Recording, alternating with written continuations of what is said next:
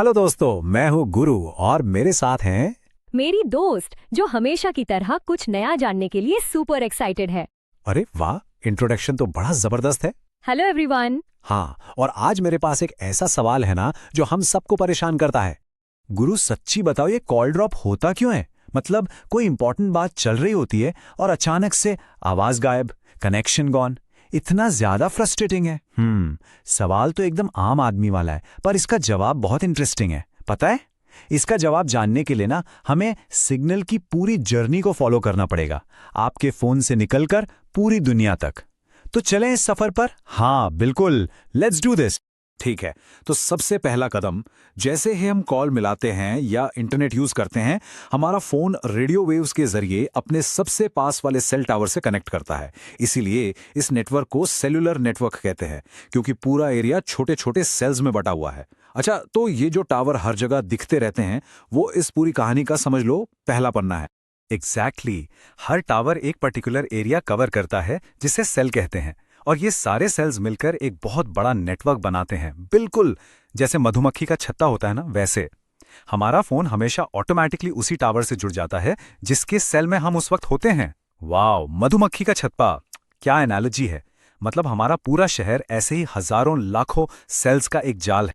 हाँ बिल्कुल, पर एक सवाल और, ये जो टावर पर इतने सारे डिब्बे और अजीब से एंटेना लगे होते हैं, वो सब करते क्या है आखिर?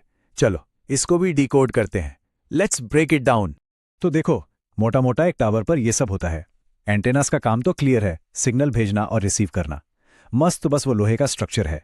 पर जो असली दिमाग है ना, वो है बेस ट्रांसीवर स्टेशन, यानी BTS। ये अक्सर टावर के नीचे जमीन पर रखे एक बॉक्स में होता है। BTS, the brain. समझ गई? अरे ये तो बस एक बड़ा सा कॉम्प्लिकेटेड सा बॉक्स लग रहा है। हाँ हाँ, दिखने में तो ऐसा ही है, पर यही है वो दिमाग। BTS ही आपके फोन से आने वाले रेडियो सिग्नल्स को डिजिटल डेटा में कन्वर्ट करता है, ताकि उसे तारों के जरिए आगे भेजा जा सके, और वापस आने वाले डिजिटल डेटा को रेडियो सिग्नल में बदलकर आपके फोन तक पहुंचाता है। सारी प्रोसेसिंग यही होती है। ओके, ये तो क्लियर हो गया। लेकिन जब हम चल रहे होते हैं, जैसे कार में या ट्रेन में, तब कनेक्शन कैसे बना रहता है? हम तो एक सेल से दूसरे सेल में जा रहे होते हैं। Brilliant question. अब आया असली मुद्दा। यहीं पर नेटवर्क का असली जादू, उसकी इंटेलिजेंस काम आती है। सच तो ये है कि हमारा फोन और नेटवर्क कंटिन्यूअसली एक दूसरे से बात करते रहते हैं, हमेशा बेस्ट सिग्नल की तलाश में। और इस पूरे प्रोसेस को मैनेज करने का एक बहुत ही स्मार्ट तरीका है, जिसे कहते हैं हैंडओवर या हैंडओवर। बेसिकली ये वो प्रोसेस है जिससे हमारा एक्टिव कॉल या डेटा सेशन एक टावर से दूसरे टावर पर इतनी सफाई से ट्रांसफर हो जाता है कि हमें पता तक नहीं चलता। चलते फिरते कनेक्टेड रहने का यही सीक्रेट है। बाप रे, ये ग्राफ तो बहुत ही टेक्निकल लग रहा है। अरे रुको रुको, घबराओ मत। ये जितना टेक्निकल दिख रहा है उतना है नहीं। इसे सिंपल करते हैं। देखो, ये हरी और नीली लाइन दो अलग अलग टावर्स की सिग्नल स्ट्रेंथ है। अब सोचो हम गाड़ी में हैं और टावर 1 से दूर जा रहे हैं, तो क्या होगा? हरी वाली लाइन नीचे जाएगी, यानी सिग्नल वीक हो रहा है। साथ ही हम टावर 2 के पास आ रहे हैं, तो नीली वाली लाइन ऊपर जा रही है, मतलब उसका सिग्नल स्ट्रांग हो रहा है। अब आती है सबसे इंपॉर्टेंट बात। देख रहे हो जहां ये दोनों लाइन एक दूसरे को क्रॉस कर रही हैं? बस यही है वो मैजिकल मोमेंट।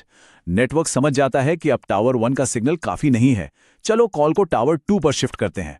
और ये इतना स्मूथ होता है कि कॉल ड्रॉप ही नहीं होती। और पता है, ये हैंड ऑफ भी दो तरह के होते हैं। हार्ड हैंड ऑफ में नेटवर्क पहले टावर से कनेक्शन तोड़ता है और फिर दूसरे से बनाता है। इसे कहते हैं ब्रेक बिफोर मेक।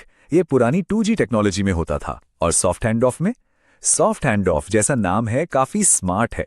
इसमें नेटवर्क पहले नए टावर से कनेक्शन बनाता है और फिर पुराने वाले को छोड़ता है, यानी मेक बिफोर ब्रेक।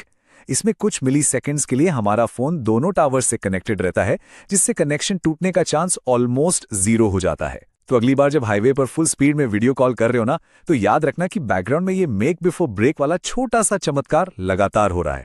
अच्छा, तो हैंड ऑफ प्रोसेस इतना स्मार्ट है, पर कभी कभी तो एक ही जगह बैठे बैठे भी सिग्नल वीक हो जाता है और कॉल कट जाती है।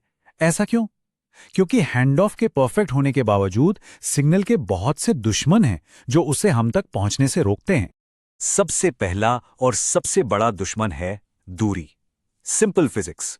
हम टावर से जितना दूर होंगे सिग्नल उतना ही वीक होगा। ये चार्ट साफ दिखा रहा है टावर के पास डेटा स्पीड यानी स्पेक्ट्रल एफिशिएंसी सबसे हाई है और दूर जाने पर कम हो जाती है। हाँ, ये तो फोन के सिग्नल बार्स में भी दिखता है। ऑफिस के कुछ कोनों में जाते ही बार्स गायब। बिल्कुल, दूरी के अलावा ये सब भी सिग्नल के दुश्मन हैं। भारी बारिश और कोहरा, क्योंकि पानी रेडियो वेव्स को एब्जॉर्ब कर लेता है। कंक्रीट की मोटी दीवारें और घने पेड़ पौधे भी सिग्नल को ब्लॉक करते हैं। यहां तक कि आसमान में कड़कती बिजली भी इलेक्ट्रिकल इंटरफेरेंस पैदा करके हमारे कनेक्शन को खराब कर सकती है। वाओ, मतलब फोन से टावर तक की कहानी ही इतनी कॉम्प्लेक्स है। मुझे तो लगता था कि टावर पर सिग्नल गया और बस काम खत्म। इसके बाद कहाँ जाता है सिग्नल?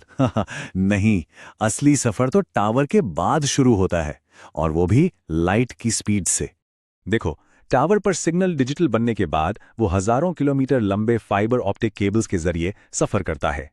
ये केबल जमीन और समुद्र के नीचे बिछे होते हैं। वहां से वो हमारे इंटरनेट सर्विस प्रोवाइडर यानी आईएसपी के डेटा सेंटर पहुंचता है। फिर वो डेटा सेंटर उसे असली डेस्टिनेशन तक, जैसे किसी वेबसाइट के सर्वर तक भेजता है, और जवाब भी इसी लंबे रास्ते से वापस हम तक आता है, वो भी पलक झपकते ही। अनबिलीवेबल, मतलब हमारी हर एक वेब सर्च के पीछे इतना बड़ा ग्लोबल इंफ्रास्ट्रक्चर काम कर रहा है। हाँ, और ये टेक्नोलॉजी हमेशा से इतनी फास्ट नहीं थी। 1G पर सिर्फ एनालॉग कॉल्स होती थी। 2G ने हमें एसएमएस भेजना सिखाया। 3G ने मोबाइल इंटरनेट को पॉसिबल बनाया। 4G ने हाई स्पीड स्ट्रीमिंग और वीडियो कॉल्स को हमारी रोज की आदत बना दिया। और अब है 5G, जो 10 Gbps से भी ज्यादा की स्पीड और लगभग 0 डिले का वादा करता है। तो इसका मतलब 5G आने से कॉल ड्रॉप्स और स्लो इंटरनेट जैसी सारी प्रॉब्लम्स खत्म हो जाएंगी? यही है अल्टीमेट सॉल्यूशन? ये बहुत जरूरी सवाल है। देखो, 5G स्पीड और एफिशिएंसी में एक बहुत बड़ा जंप है, नो डाउट, लेकिन ये सारी प्रॉब्लम्स का जादुई हल नहीं है। इसका एक बड़ा कारण है physics. 5G ultra high frequency waves इस्तेमाल करता है। इसे ऐसे समझो, लो फ्रीक्वेंसी एक ड्रम की गहरी आवाज जैसी है जो दीवारों के आर पार भी चली जाती है, और हाई फ्रीक्वेंसी एक सीटी की तीखी आवाज जैसी है जो बहुत दूर तक नहीं जाती और एक दीवार से भी रुक जाती है। 5G उस सीटी की तरह है, बहुत सारा डेटा ले जा सकता है पर आसानी से ब्लॉक हो जाता है। इसीलिए अच्छी 5G कवरेज के लिए हमें हर गली, हर बिल्डिंग पर छोटे छोटे टावर्स यानी स्मॉल सेल्स लगाने पड़ेंगे। तो ये स्पीड और कवरेज के बीच का एक सीधा सौदा है। तो आखिर में हमारा फोन पर सिर्फ हेलो बोलना भी एक अदृश्य और हैरान कर देने वाले टेक्नोलॉजिकल डांस जैसा है। इसमें हमारा फोन, हजारों टावर और समुंदर के नीचे बिछे केबल्स सब एक साथ एक तालमेल में काम करते हैं। यही है वो सीमलेस ऑर्केस्ट्रेशन जो हमें हर पल दुनिया से जोड़े रखता है। वाह, सच में आज सिग्नल की ये जर्नी समझकर मजा आ गया। अब कॉल ड्रॉप होगा ना तो गुस्सा कम आएगा और साइंस ज्यादा याद आएगी। हाँ, बिल्कुल। तो आज के लिए बस इतना ही। हमारे साथ जुड़ने के लिए बहुत बहुत शुक्रिया।